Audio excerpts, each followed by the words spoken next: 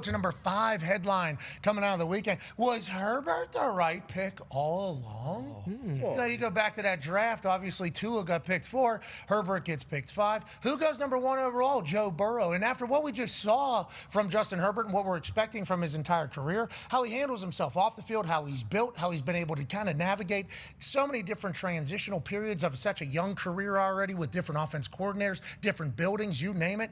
Now he's got Harbaugh, and Harbaugh might make this guy become GOAT. There's a chance Justin Herbert has greatest of all time conversation whenever it's all said and done, 10, 15 years, because of how incredibly athletic he has been. He leads another comeback for the Chargers against the Miami Dolphins. Let's go to the third quarter. Finds his boy Ladd McAfee. They will have a big one later in the game, but they seemingly on the same page. He extends the play, rolls to his right, drops an absolute dime D-butt before he hits Kamani Vital.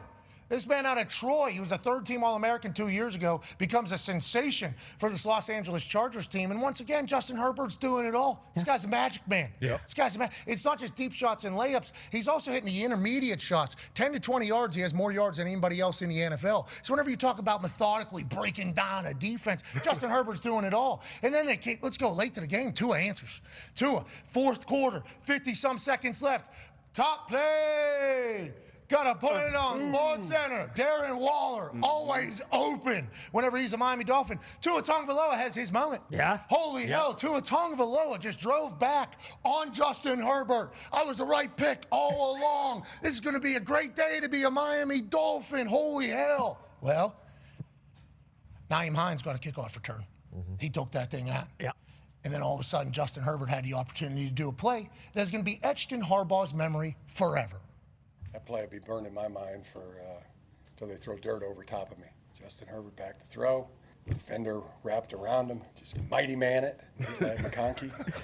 Ladd does his stop, fly by, and starts getting that necessary yardage. And here comes Zion Johnson flying ahead of Ladd. Gets that block shielded, and there's another 20. Yeah, I'm going to remember that play till they throw dirt over top of me. That's how great I feel about that. Harbaugh says, hey, when they got that mahogany and then they put the dirt and then I no longer got life and soul and breath, I'm going to remember that one and talk about that one because this could be season-defining play for this Chargers team. If they were to win this game against the Miami Dolphins, which is so damn improbable, I actually got some stats about how the probability was before that play, during that play, and after that play on win percentages. And I'll be honest, if I was better at reading what the hell these stats meant and how it was actually anywhere near not bullshit, I would have certainly said it. But nonetheless, that was improbable. That was something that wasn't supposed to happen. And instead, they come together. And you heard Harbaugh talk about Zion Johnson, extra block, talking about the culture. Sure. Ladd McAfee doing his thing. Mighty man Herbert doing his thing. And then it leads to Cameron Dicker. And this man, has he missed? No, he hasn't. He'd make this 14 of 14 on the year. They're 4-2. There were some times earlier in the season where we thought maybe this Harbaugh-Herbert team was going to be crap. Maybe they were going to be shite. Maybe this all build-up that we're talking about, $300, $400 million in a brand-new practice facility out there in Los Angeles, maybe it was all a waste of money. Maybe this team is going to be the same old Chargers every single time. And now beating up on the Dolphins with less than 35 seconds left in the game? We're saying, was Herbert the number 1 overall pick all along? Is this the team that's going to go on a run? We shall see in an AFC that is seemingly wide open, except for at the very tippy top. D-Butch, you've been on the Chargers for a few years now because you love Justin Herbert. What have you seen from him this season or just in this game that makes you believe maybe the Chargers can win the whole damn thing? And their Chargers faithful would obviously love him. Yeah, I mean, it's been since he's been in the league, honestly. And this is had a part of that stat up there in the graphic, 18 game-winning drives only behind Patrick Mahomes since coming into the league. So he's never been an issue. You kind of mentioned it, all the different offensive coordinators, the different head coaches. We know that Jim Harbaugh is a winner. He builds winners wherever he goes, so that he's put the right team around him, the right play callers. Everything's kind of going right now. As far as the question if he was the right pick, it's kind of revisionist history.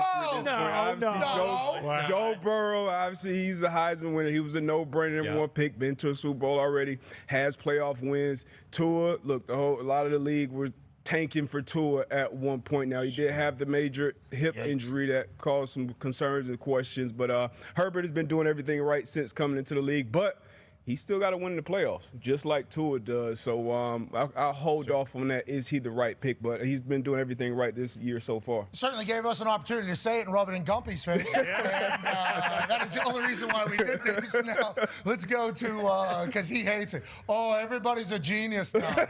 Oh, okay. Because he says pasta and water helps him with concussions, now all of a sudden everybody would have drafted Herbert. Okay. Okay, yeah, it's a Dolphins' fault. Okay. Bunch of knobs. Losing. Exactly. That's exactly. Who went number 2 that draft? Chase. Yeah, Chase Young. And then Okudah. Yep. And then Tua. And then Justin Herbert. Joe Burrow. Okay, yeah. Chase. Okudah. Tua. Herbert. And Tom Telesco, who's general manager of the Chargers, said, whoever the Dolphins pick's cool with us. Yep. We're just going with the other guy. Yeah, that was kind of. But we wanted Herbert all along. Is what he kind of said. But everybody did kind of have Tua slotted there. Joey Burrow obviously has the year that he has down there at LSU and cements himself as the Ohio kid. Yeah. He's going to be the number 1 overall pick. Then there was a little chatter. Maybe, now that we know the business a little bit better, that was potentially from the agents of Tua and Herbert, maybe. I don't want to put it on anybody. Saying he's going to say no. He won't get. He will turn down the Cincinnati Bengals if they were to draft him number 1 overall. Do you remember that entire conversation? Yeah. Oh yeah. Yeah, I think we were even like, wait, what if this guy? You know, because what the Bengals were. Looking back on it. Whoa. That's a Pittsburgh Steelers fan, and we will talk about them later. The Cincinnati Bengals aren't in a great spot, but I do appreciate the fact that Joe Flacco got hot late. He did. And Jamar Chase started doing his damn thing. It was fun to watch. They're exciting. They're explosive. Is it a winning brand of football? We shall see. We talk about it. Was he the right pick all along? Tua obviously gets drafted to the Miami Dolphins, and he kind of, go ahead, 5 and 6? Yeah. Sorry, 5 and 6. Tua gets drafted 1 ahead of Justin Herbert. Yikes, that's on me. Should have known that exact number there going in. But nonetheless, so that leads to something we like to call number 4 headline of the weekend, tough scenes. Oh, no. Oh no. Oh, no. We literally just talked about Tua, okay? Tua had that game winner. Less than a minute left. Yeah. Unbelievable. Get a stop, defense. Jeez. Yeah. Get a stop. Get a stop. Get a stop. Tua has game-winning drive in final minute of fourth quarter against Justin Herbert. Could be narrative.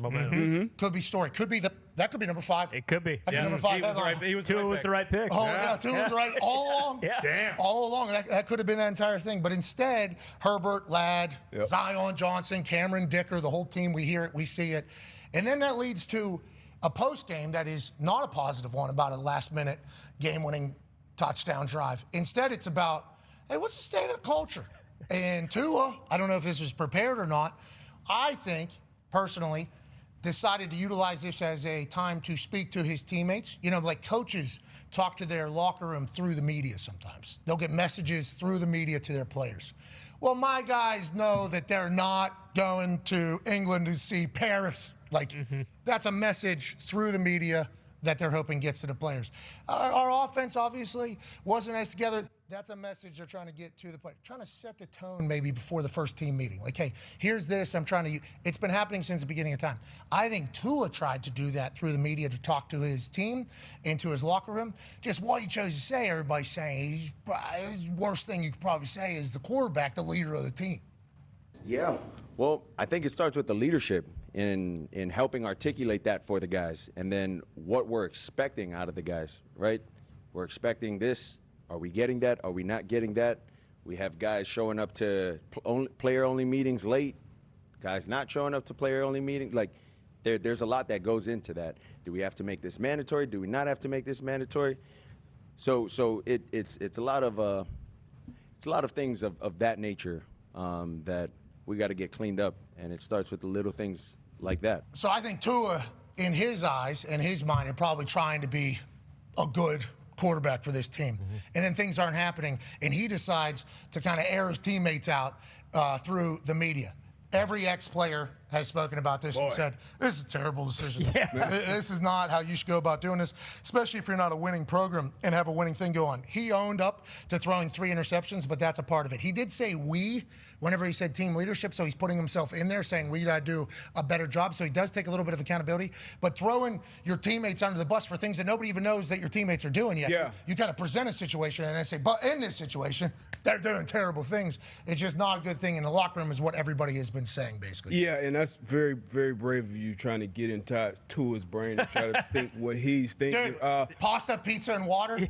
Yeah. I mean, that's in his brain, right? You know. Yeah. Brain. Every team is different. And some people may be confused out there with the difference between like players only meetings, those kind of come to Jesus moment, kind of like a player led meeting. So in my experience, our players only meetings during the season was like the units, like defensive unit, like back seven, no defensive line. But after Friday, we get done with practice and we go over 15, 20 play script maybe of what the team likes to do. And we go over our communications, down left, hey, nickel left, nickel right, all those different things. I'm sure offenses do similar things. So those are the things that he's talking about. I would assume players not showing up to, and the only people that can police that are the players. The best teams that you've been on, I would guarantee the players kind of police the room. So I don't know what his point was, kind of getting that out there, but I would say less talking from Tua would be better going forward, in my opinion. It does seem like every time we hear something from the Dolphins, we find something and go, this team is stupid. Yeah. You know, this team is not run.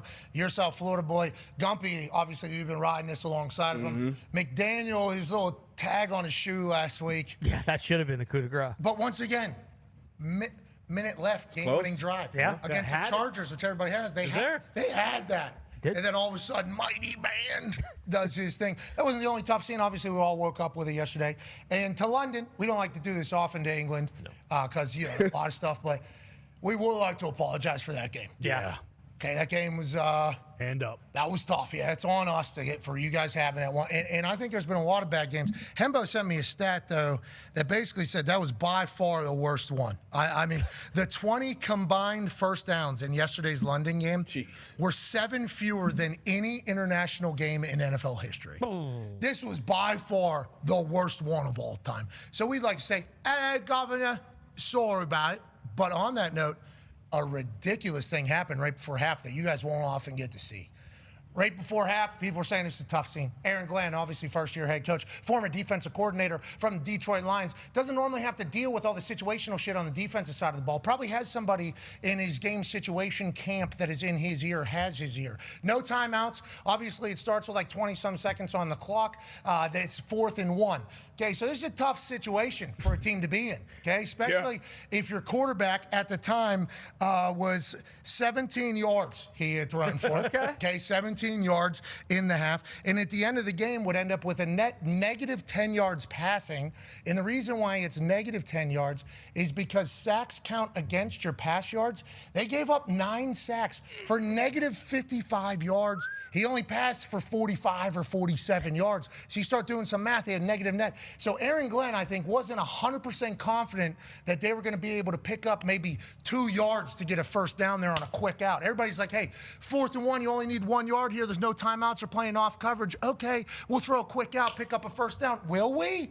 We've thrown for 17 yards this half.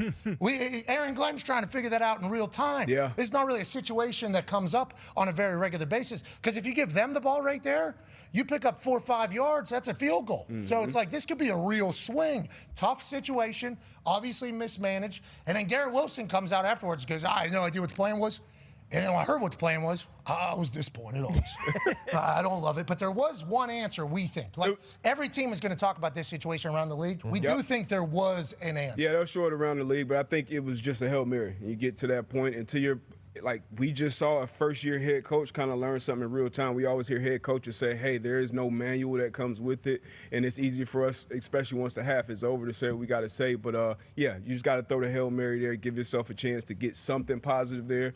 But he was like, but it has to be last play of half. Got to be last play. That ball's getting snapped 3 seconds, 4 seconds, or whatever. Sure. And if you wanted to do the out, you would have to do like 6, 5 seconds, so that maybe you get one more play. If you want to get it closer, maybe kick a field goal, get a little bit closer there. But if you drop that or don't complete that, they got to play. They got to play now going the other way. There was a lot going on. But I think with how shite the game was, that situation happening and it being the Jets franchise, just kind of, this is a clown show.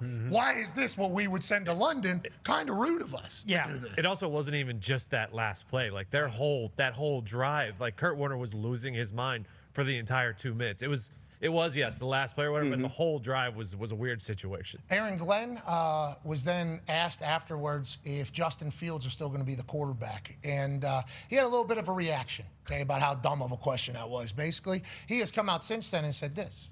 You know what? Here's what, I thought about this a lot last night. I thought about the question that was asked. And when you look at what Justin did, the games that he played, listen, I didn't think he was bad at all. I actually thought he did some pretty good things in those 4 games. In this 5th game, he took a step back, and I'm with you guys 100%. And we can't have that. We have to get better than that. And he knows that.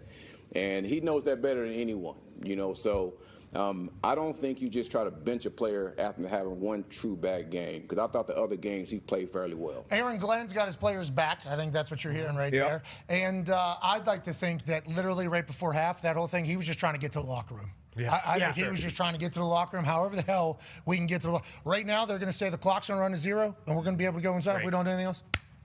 Let's do that. Let's get the hell out of here. This Denver Broncos defense is no joke.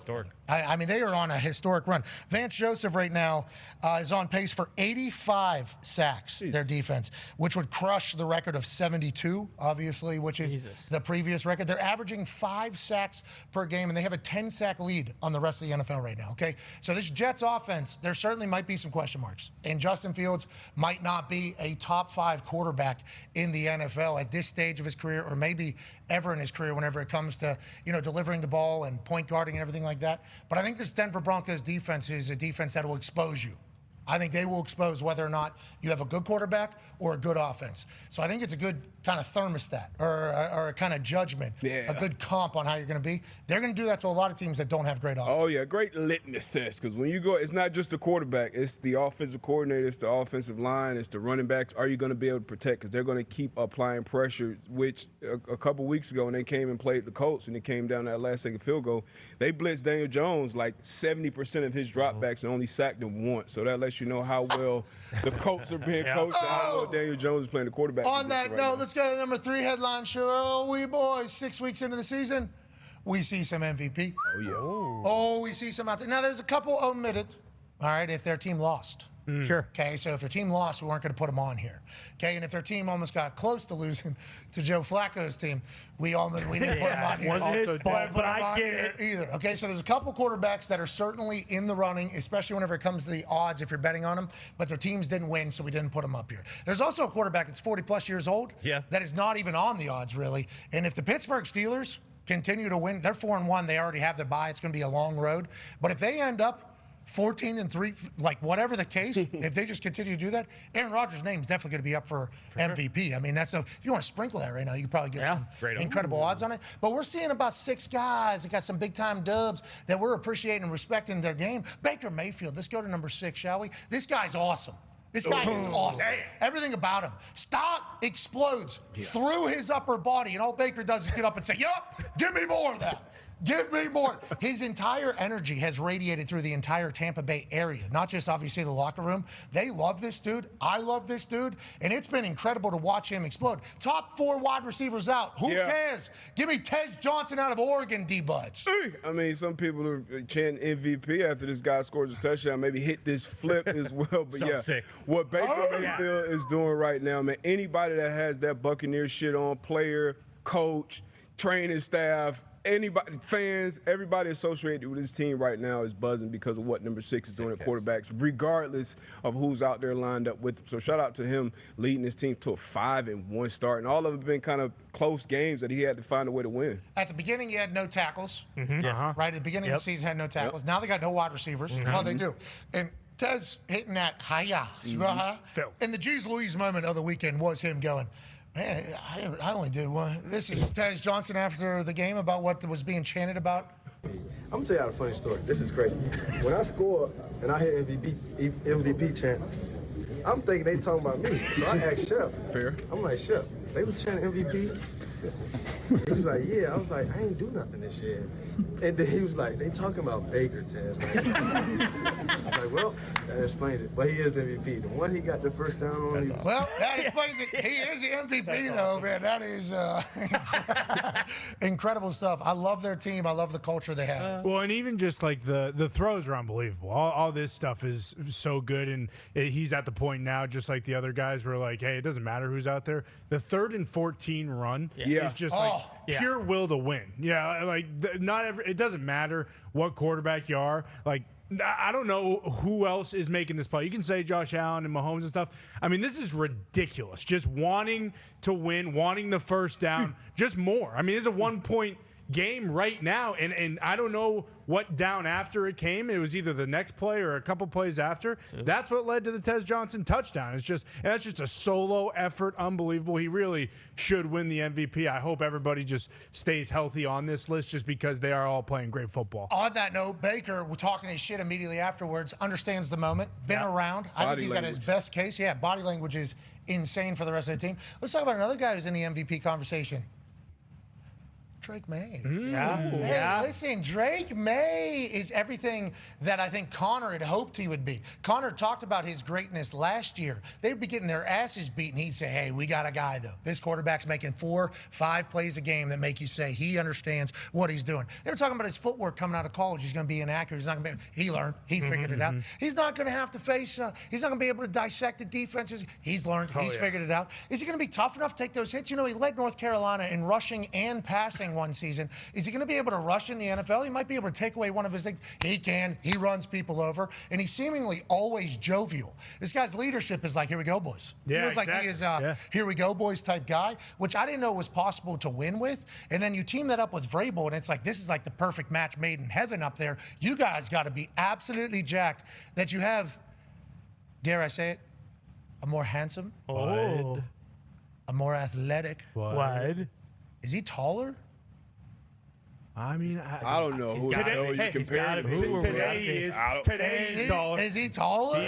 Right now. Then Mac Jones, yeah, he is. No. You better not even dare Then put Bailey Drake Zappi. May in the same sentence as Mac Jones. Height, just tall. Just let him finish. Let him finish and let him go where he was going. Is this guy the 2025 younger generation? Oh, my God. More mobile version of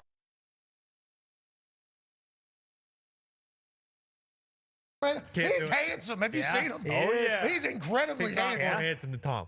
I don't know. Well, which Tom are we talking about? Exactly. But, We're talking about 24 years old right now. You'd have to go butt chin, Tom. Well, yeah. Well, that's the thing. If we were just gonna go like, hey, no work done to your body, yeah, Drake May is obviously better. But the other thing about Drake May is like he's already an adult. 12? You know, he's 23 years old, but he's already married. The king and queen of New England, people are calling the new Mays, and it is unbelievable. Everything he does is great, and like we can talk about him forever. I legitimately could talk about him forever, but something AQ kind of pointed out last week to me, Josh McDaniels coming back has been a huge reason for his success. Just the way the offense goes, it's very smooth.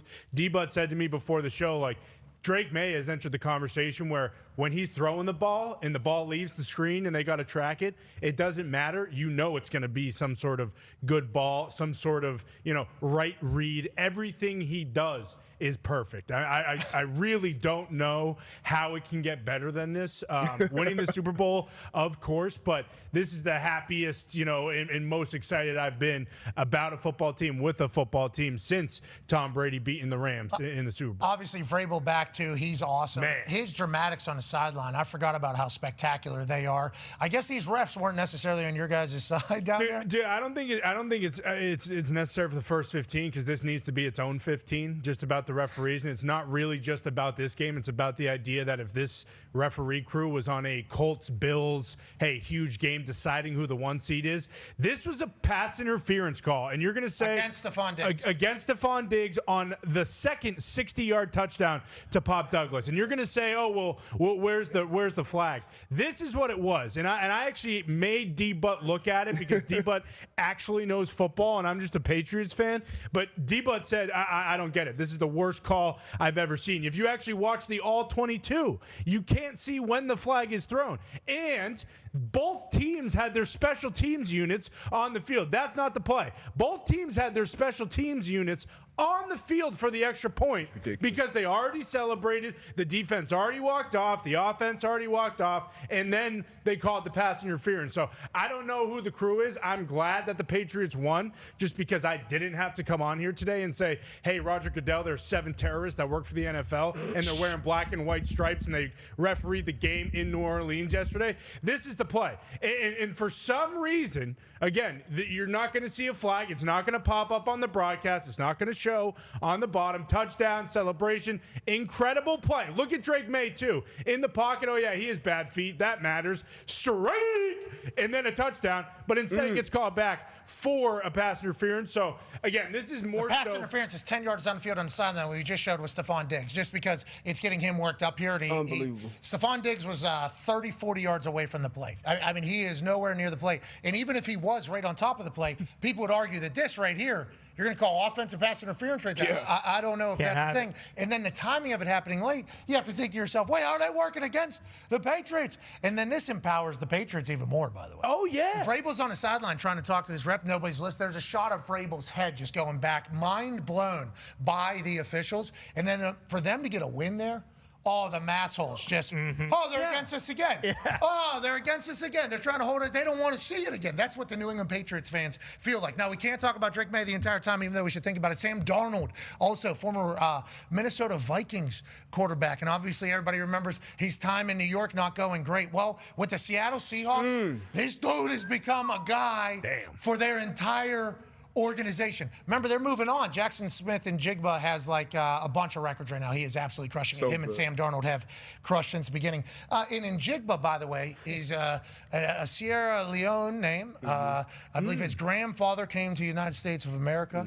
If the story that we read online is accurate. And the American that took him in, basically, his last name was Smith. So his name is Jackson Smith in Jigba. And Jigba is his grandfather's name from Sierra Leone. And Smith is the I forget the name. Do you remember the name? Like sponsor or whatever it was coming in there. That's it, because we looked it up. Because it's like such a cool name. It is. Jackson Smith and Jigba is a cool name. The story also awesome. His family story is incredible. And what he's doing with Darnold, outrageous.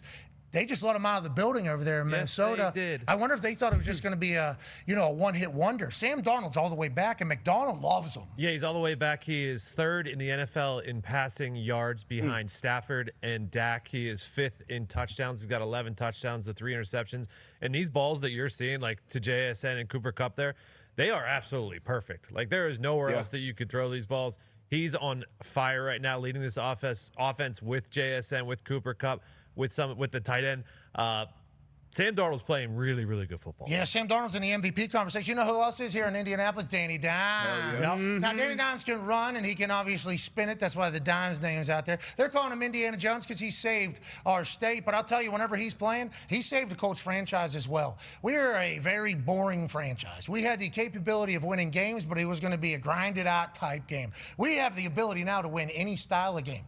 You know, if it's going to be a dogfight, we can do it. If it's going to be a shootout, for some reason, if our defense can't get stops, if our corners are maybe not able to be in the right place, if our corners are going to get knocked out of the game before the game even starts while doing a warm-up, a pretty huge signing for us, doesn't even make it to game time because there's a miscommunication in warm-ups and he ends up getting a concussion before the game even starts. There's like a chance that maybe our defense isn't going to be able to get a stop. We were able to win. Now, this is a sad moment. It can't happen. Boom, bang, Ogletree, shoulder, Mooney's head, concussion. 11:50 a.m., obviously game kickoff at 1. D-Bone and my mom were already at the game in the suite that we have. They sent a text of just people gathered around somebody, had no idea if somebody maybe fell, heard it was a concussion, wondered if maybe some of football was punted and hit him in the head, because in those pre-workout, there is like kind of a rules of engagement on how it all goes, which I think is what a lot of people are questioning with Charvarius Ward and Ogletree's situation. There is kind of like a unwritten rules on how the pre-warm-up kind of works. Yeah, you usually probably the first one out there, first or second one out there with you and the kickers. But for us, you know, we go out there depending on home or away.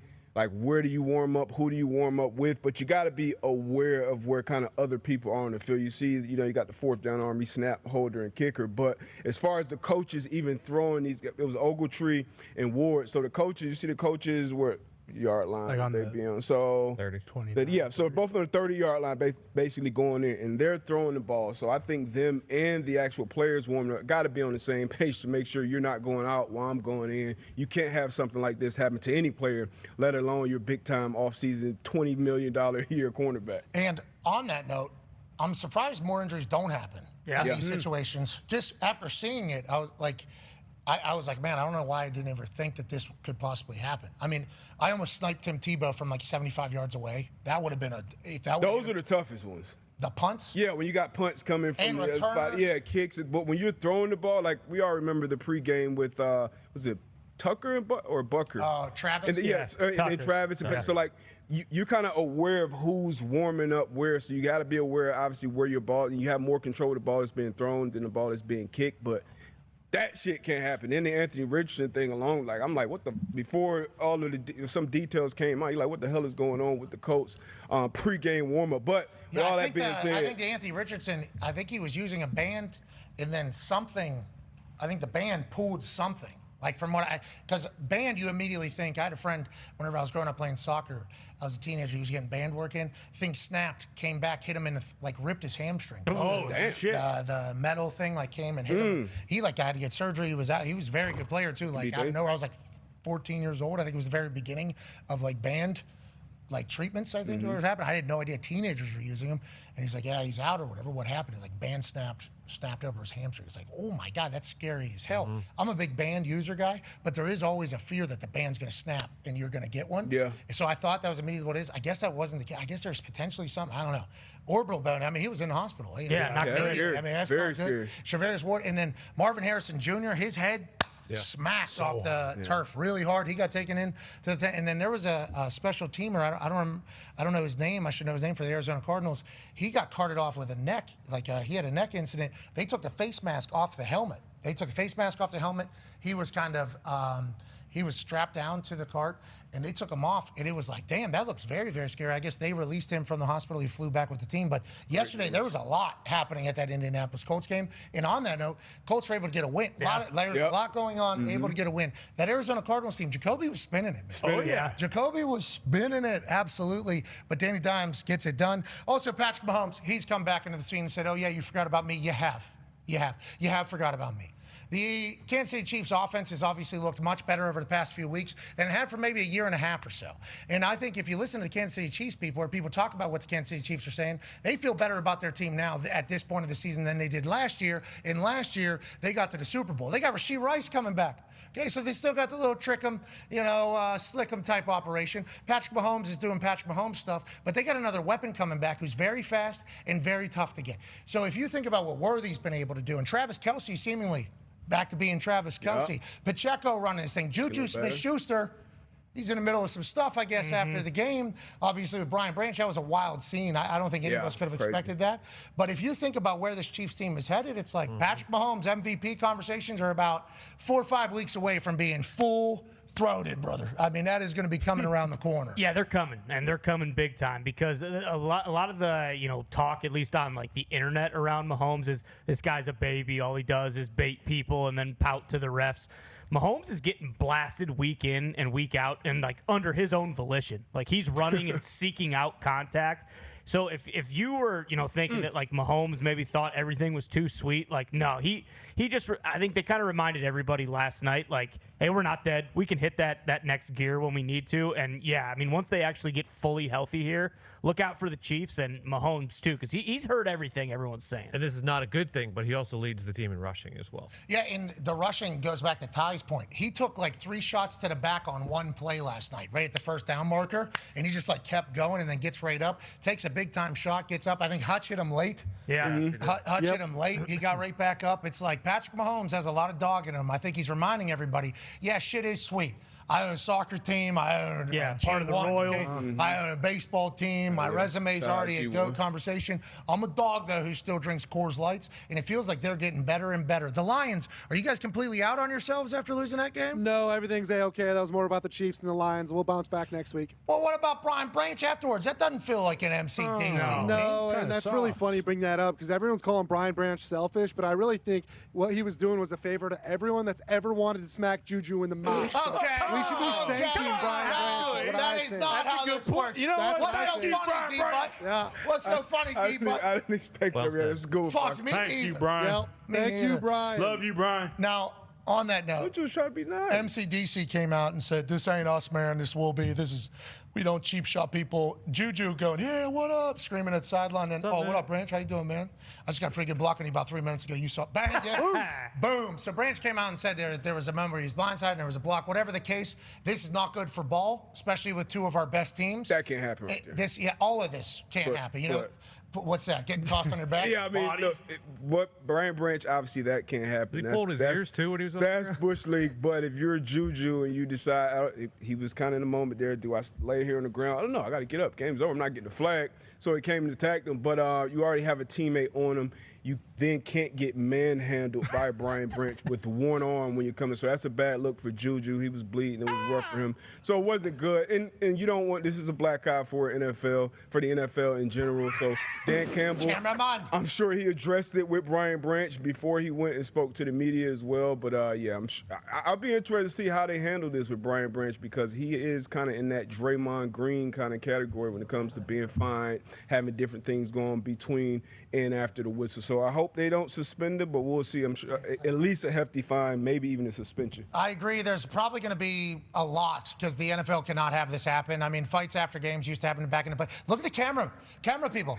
Camera people. Yeah. Incredible work getting out of there. Honestly, that's an ACL to a camera person. Oh, yeah. I mean, there's big bodies going in there. Patrick Mahomes ends up in the bottom of this pile, which once again goes back to us loving Patrick Mahomes. Okay, he's willing to jump in the bottom of this pile. Don't love that this fight is happening. Ref's already gone. Game's over. We're out of here. This game's over. We're reffing for 60 minutes. You guys handle your shit. Security gets in there. Coaches get in there. It was full mayhem. These are two of our best teams. Obviously, it's very emotional. It's a physical sport. It's a tough sport.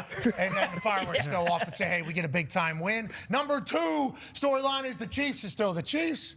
Yep. And the number one storyline is the Colts are going to win the Super Bowl. Okay, so that is all you need. Boom, bang. And Jonathan Taylor, this guy. Wow. Yeah. I know we got him in the first round. He might be worth a couple now. He might be worth a couple. He ain't going now. nowhere. He might be worth a couple of those right now. This guy's franchise great. He's exceptional. Bro, he is unbelievable. His celebration is sick. I got people mocking it from the other team. He's seemingly untackleable. The offensive line's all over the place. Yeah. Danny Dimes put him in the right positions. And our defense yesterday couldn't get a damn stop. Okay? Well, Once again, one of our guys got taken out before the game even started. Yeah. Okay, that's a big piece. Literally, we find out an hour and 10 minutes before the game, he's not able to play. Why? What happened? Well, you hope he's okay? So I'm saying, well, he actually just got hit by Ogletree in the shoulder. Ate an elbow.